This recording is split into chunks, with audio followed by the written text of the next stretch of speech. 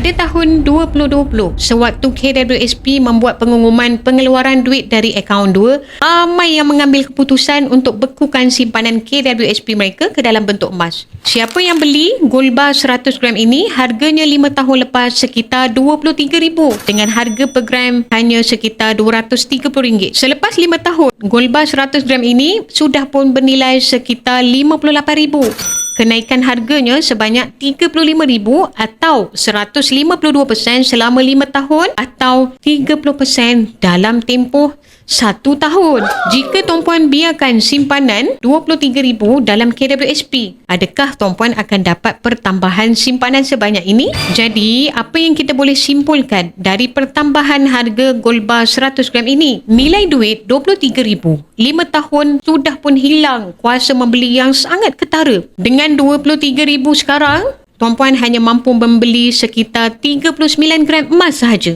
Jadi tuan-puan ambil pengajaran. Tukarkan sebahagian daripada simpanan tuan-puan dalam bentuk aset emas untuk melindungi simpanan tuan-puan supaya tidak terus dimamah inflasi.